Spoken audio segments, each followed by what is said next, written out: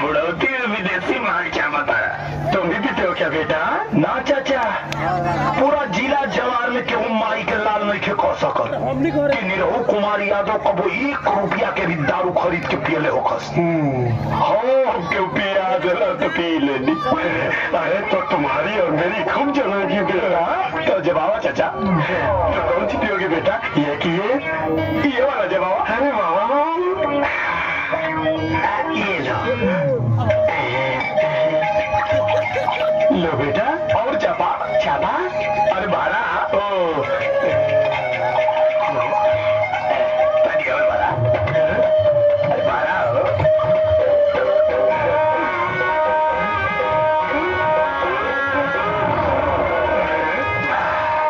बहुत मीठ बात। और बारा बेटा, ये पीने की कौन सी स्टाइल है? ये अमन का देसी स्टाइल है। बड़ा बड़ा लो। तारे की बुलवा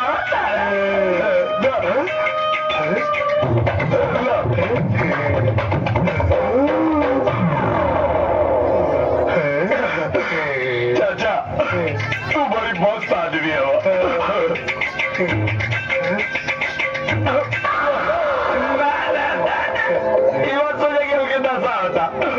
ये तो मन हमके तो न पीली, लेकिन हमारा नासा ना होला। को बोला चाचा? एक बात की शिकायत बात चाचा। क्या हो गया बेटा? बहुत बड़का शिकायत। हाँ बोलो बोलो बेटा बोलो। बहुत बड़का गलती काम कर ले वाला तुम। क्या हो गया बेटा? ये अपना बेटी के नाम सोना का ही रखने वाला। क्यों? घंटा सोना बिया बने इतना दिन भइल, रोज एक दिन देखे सुते थे। सोना हो तो हमारा नाम नहीं रहू कुमार यादव।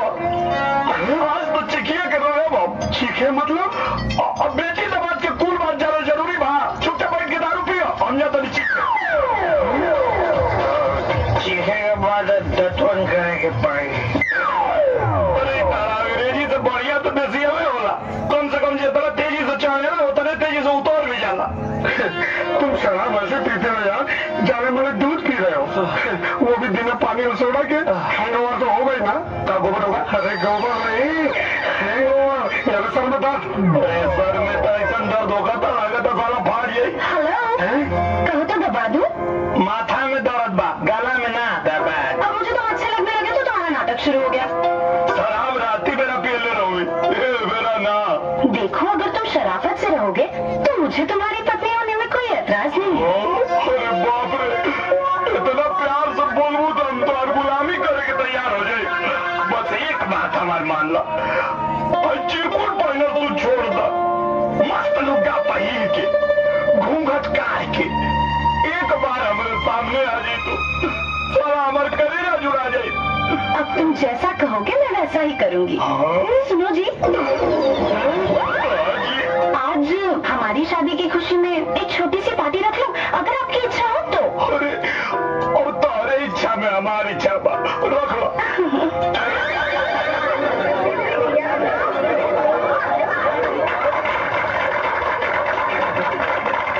हाय फ्रेंड्स, मेरे हस्बैंड निरहु कुमार यादव। कैसी लगी हम हस्बैंड वाइफ की जोड़ी? बहुत बढ़िया, जैसे मर्सिडीज के साथ ट्रैक्टर को बांध दिया गया। ट्रैक्टर नहीं, गांव का नमूना है। करी हुई जीन्स, पड़ा हुआ कुर्ता और गले में गमछा। वाह भाई वाह, इतने अच्छे कपड़े तो हमारे घर के नौकर पहनते हैं। भाई इसके कपड़े पे मत जाना, ये आदमी दिखने में सीधा साधा है, 1 नंबर का साथी है साथी। सोना के करोड़ों की दौलत देख के इस भीख मांगे की आंखें चकाचौंध हो गई है। धक्के मार मार के ये बेचारी से घर से बाहर निकलना चाहती है, और ये जो की तरह इसे चिपक गया है यार।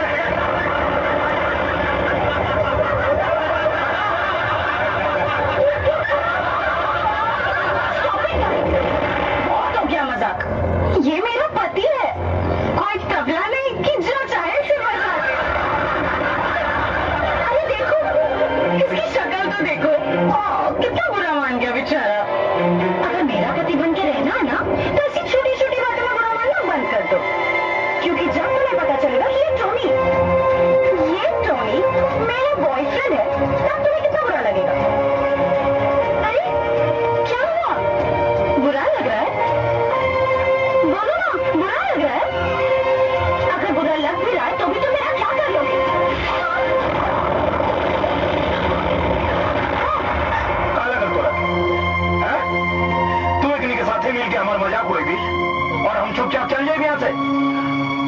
बिया तोहनी खातिर मजाक होता है, हमनी खातिर जन्म जन्म के रिश्ता होला।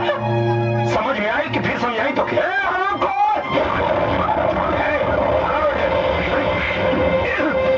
हमारा मेहरारू के तलवा चाटे वाला कुकुर आज के बाद अगर मर्द मेहरारू के बीच में आवे की कोशिश कैले तो तुर बीच वाला काट के तुरे हाथ में दे दे। क्या कर रहे तू? गमछा वाला नमूना राष्ट्रपिता महात्मा गांधी, डॉक्टर राजेंद्र प्रसाद, लौह पुरुष सरदार वल्लभ भाई पटेल, लाल बहादुर शास्त्री, ये सब लोग गमछा वालन के गांव में पैदा हुए हैं। तोरा जैसन बनन के शहर में ना। और शायद तोरा कहीं पता नहीं कि गमछा अगर गरीब मजदूर के पसीना पोछे के काम आवेला तो तोरा जैसन कुकुरन के टेपुआ दबावे के भी काम आवेला।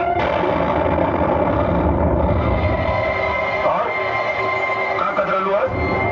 हम आदमी ना है, ट्रैक्टर है। एकदम सही पहचान लो तू, ट्रैक्टर है नहीं हम। लेकिन एक बात जाने लो कि ना मैडम, ट्रैक्टर के इंजन बहुत मजबूत होला और जब तोनी लोग के बड़का बड़का गाड़ी गाढ़ा गुच्चा में फंस के धुआं छोड़े लगेला तो ट्रैक्टर में ठेल के बाहर निकालेला। और अगर तोहरा जैसन बंजर जमीन पे हाई ट्रैक्टर चढ़ गई तो 9 महीना से पहले ही फसल लहलाए लगी। तोरा के का लगा? पैसा खाते चिपकल बनी हमें से थू खाता नहीं करा पैसा पे। अगर ये हमारा के अपन दिल से पति ना समझे तो हम एक घर के अपन ससुराल ना होटल समझ के रहनी। नेहरू ठीक कह रहा है बेटा जी, इन लिफाफों में पैसे देकर उसने यहाँ रहने खाने की पूरी कीमत चुकाई है। मेरा यकीन करो बेटा जी, इसके जैसा खुददार आदमी तुम्हें दुनिया में कहीं नहीं मिलेगा। अपनी ये 2 कौड़ी की सलाह ना आप अपने पास ही रखिए चाचा जी। मेरे मामलों में अपनी टांग अड़ाने से पहले ये याद रख लीजिएगा कि मेरी इस प्रॉपर्टी के आप बस केयरटेकर है, मालिक नहीं। और तुम एक बात कान खोलकर सुन लो, तुम जैसे गिरे हुए फटीचर इंसान के साथ अब मैं 1 मिनट भी और नहीं रह सकती। आई नीड डिवोर्स, अभी क्या अभी तलाक दो मुझे। अच्छा, तलाक चाहिए? हाँ दे दे तलाक, लेकिन ओकरा खातिर तोरा के हमारे वो शर्त माने की पड़ी। क्या शर्त? अगर तलाक चाहिए तो तोरा के हमारा गांव में चल के हमारे मेहरारू बन के 6 महीना रह के पड़ी। मैं नहीं जाने वाली तुम्हारे सड़े हुए गाँव में। हम ना ले तो रसबिया करे, तुम्हारे लिए रसबिया करे। और अगर हम तलाक चाहिए तो गाँव में तो हमारा चले के पड़ी। मैं जानती जब तुम यहाँ रहकर मेरा धन हासिल नहीं कर पाए तो अब गाँव जाके अपनी मुराद पूरी करना चाहते हो ना तुम? तोरा मर्जी के खिलाफ गाँव में तोरा के हाथ भी ना लगे। ये को मर्द के जुबान। मैं कहीं नहीं जाने वाली, समझ गए? हाँ तो तलाक दे में तो तेल निकाल देगा। मैं तुम्हारे गांव जाने के लिए तैयार हूँ, लेकिन मेरे सारे दोस्त भी मेरे साथ चलेंगे। मैं इन सबके बिना 1 मिनट भी नहीं रह सकती। यही मेरे सुख दुख के सच्चे साथी हैं। बोले मंजूर है? मंजूर बा, लेकिन हमारा को शर्त बा, गाँव में केहू के कानो कान खबर ना होके की चाहिए कि हमने के बीच में का समझौता भइल बा। मंजूर बा? मंजूर है। चाचा चाची लगातारी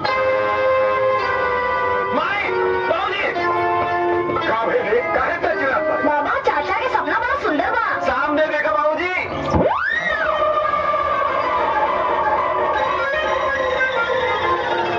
निरहु नालायक निकली, ये कबो हम सोच रहे भी ना भाई।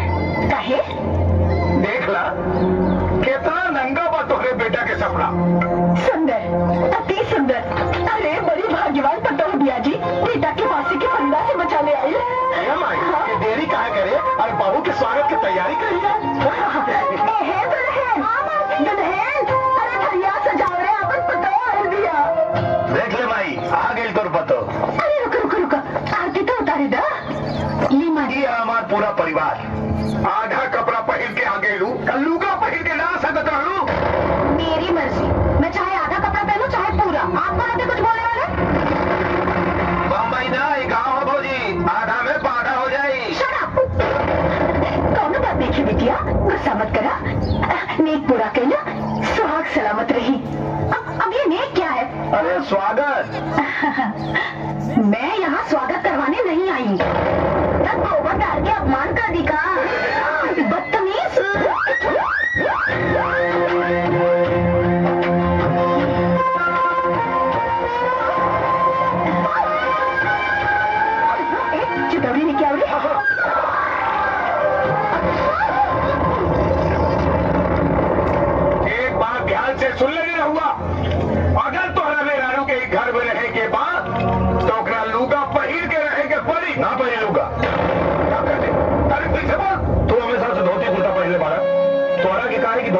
जींस पहने तो तू पहन ले बा। तो जब वो हमेशा से अंग्रेजी कपड़ा पहन ले भैया तो ऐसे कैसे जैसे लुका पहन ली? हाँ तो ठीक बा, पहनावत रह के झपका हुआ कपड़ा और झपकावत रहा और सारा समाज में हमारी इज्जत लुटावत रहा तू लोग।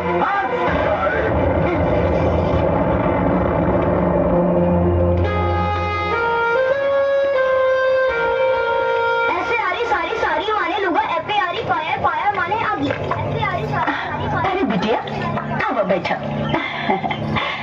आज पहली बार रहो अपन बाबूजी के सामने जुबान लड़वले हम उभी तवरे खातिर।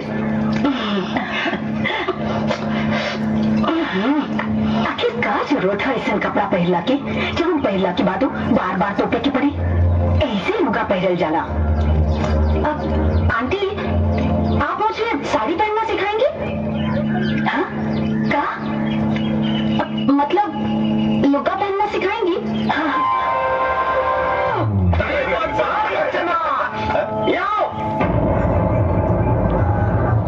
अरे औरत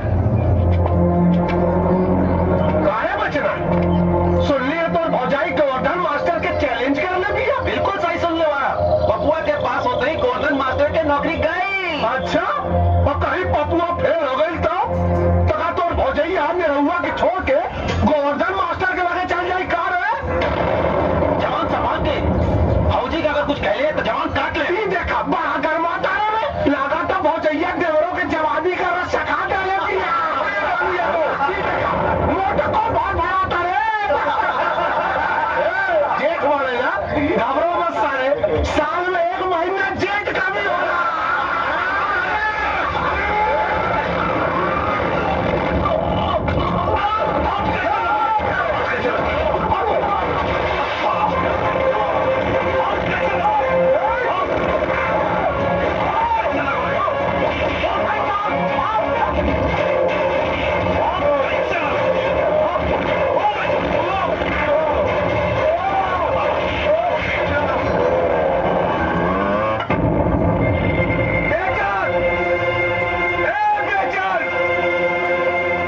बाबूजी पहले ये बताओ तोहरे की लड़ाई झगड़ा का है भाई?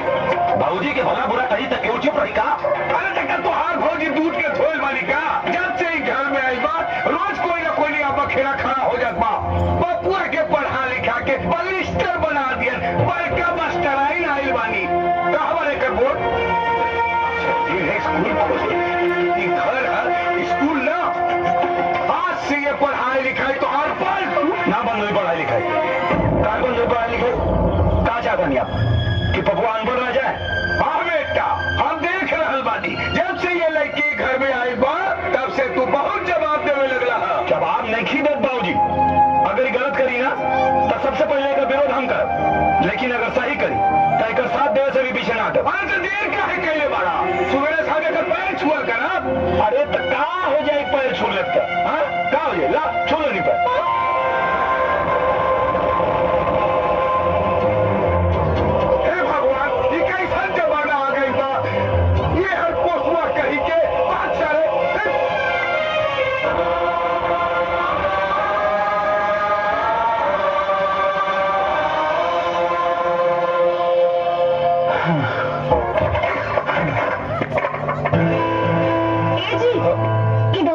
तनी बांध देना। हम कैसे बात? अरे रुकी कहाँ जाता नहीं बांध दे तो क्या हो जाए? अरे कहाँ ना हो जाएगी बांधे भी तो छुए के पड़े। रहो बांधी ना छुए की इजाजत हम देते हैं।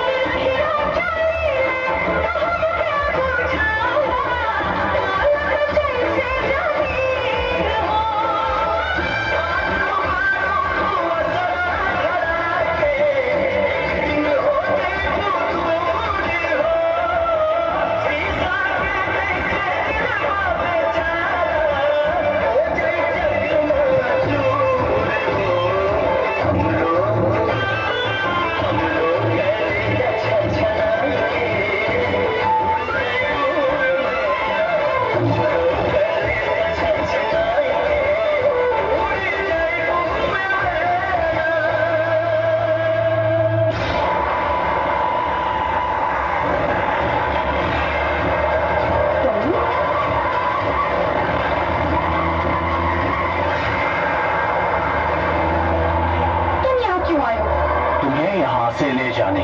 मैं नहीं जाऊंगी। तुम्हें अगर मुझसे कुछ बात करनी थी तो तुम्हें मेरे घर आना चाहिए था। इस तरह मेरा रास्ता रोककर तुम गांव में मेरे घर वालों को बदनाम कर दोगे। घर वाले? कौन से घर वाले? जिनके साथ पिछले 6 महीने से तुम बहू बनने का नाटक कर रही हो? अब बकवास कर रहे हो तुम। होश संभाल कर बात करो टोनी। Come on, darling. चलो मेरे साथ।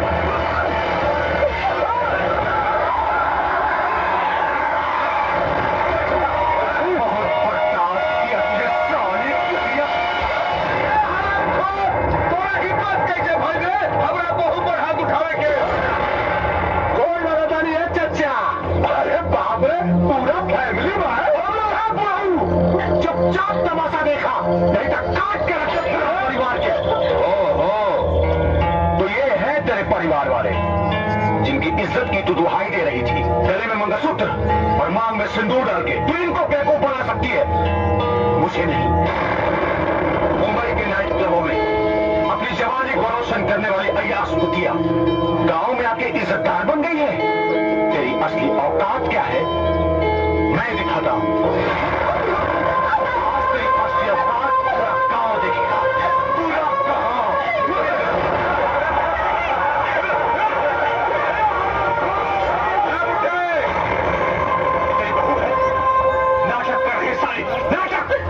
पिछले 6 महीने से तेरी बहू बनने का नाटक कर रही है।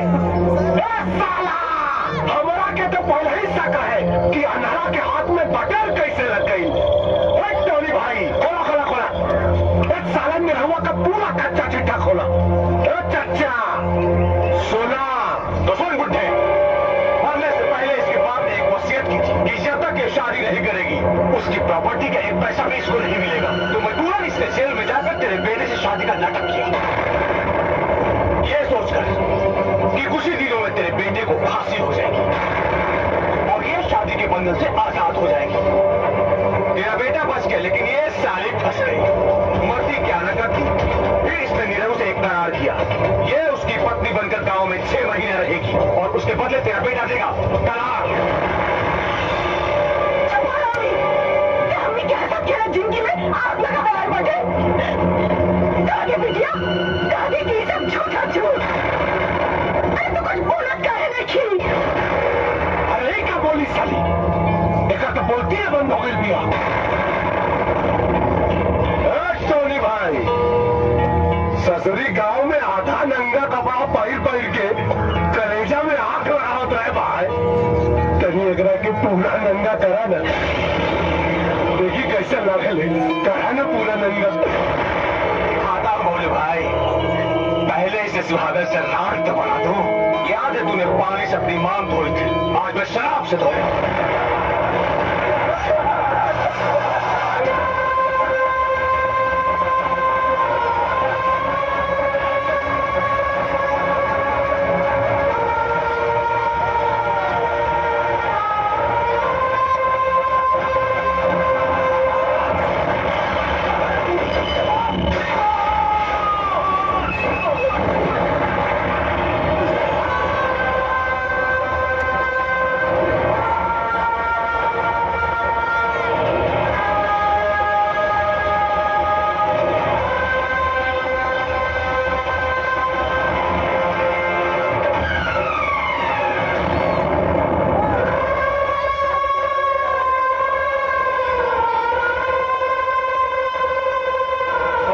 सिंदूर धोए में तब भगवान के पसीना छूट जाइए, तब बोल का औकात है।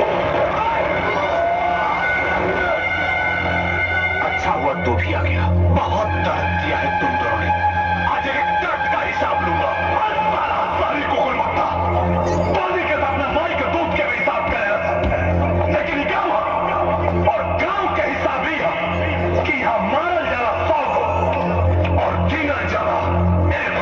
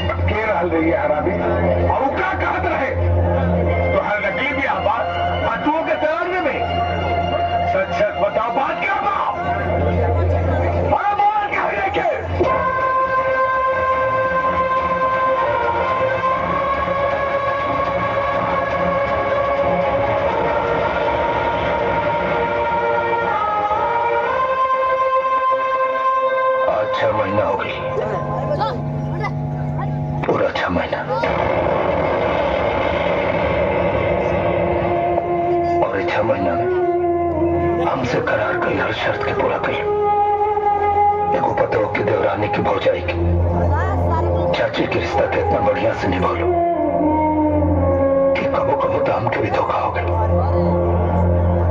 हम जाना था तो हमरे से पीछा छुड़ावे खातिर हर तकलीफ के बर्दाश्त कर ले लो तो अपन फर्ज निभाओ। अब फर्ज निभावे के बारी हमार बा।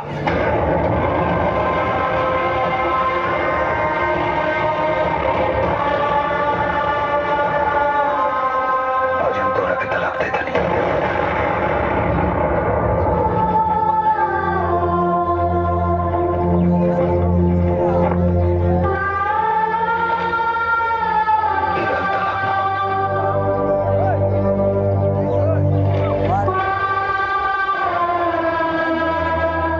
तैयारी कर।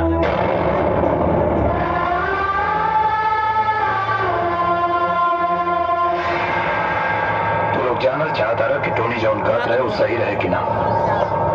वो सही कहते रहे बाबूजी। आज हम सोना के तलाक दे देंगे।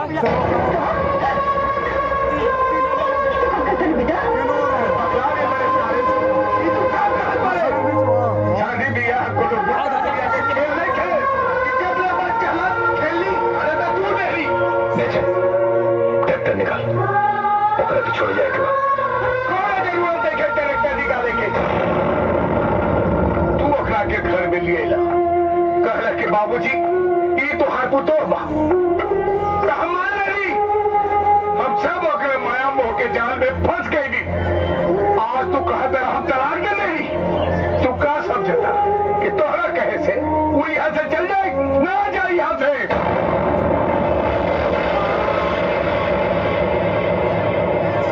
हम निकाला था नहीं तू चला।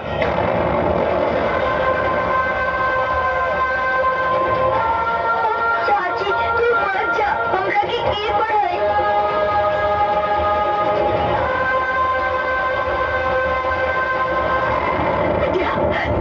मेरे के दिमाग खराब हो गया बा। हमें गाँव चुका नहीं जा हमने के खाली साथे जानल जा बिटिया तलाक नहीं। अच्छा बिटिया अच्छा बिटिया अच्छा बिटिया। अरे हमारे भैया तो ना समझ पाए लेकिन तू तो समझदार बाड़ू। तू ऐसा गलती काहे कर पाड़ू? मत जा भाजी हमने के छोड़ के मत जा। भाजी तू हमने के भूखते न जेबू।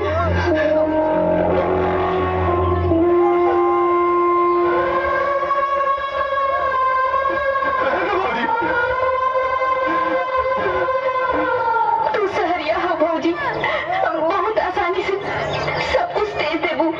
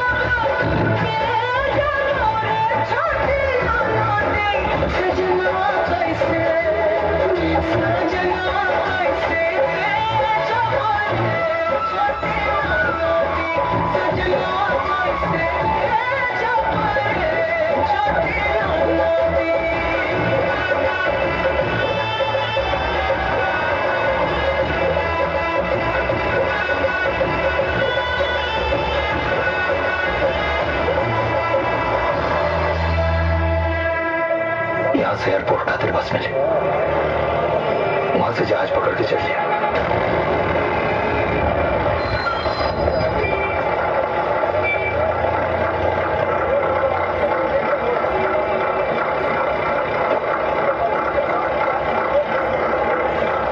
जाने अनजाने कोनो गलती कर लो तो माफ कर दिया।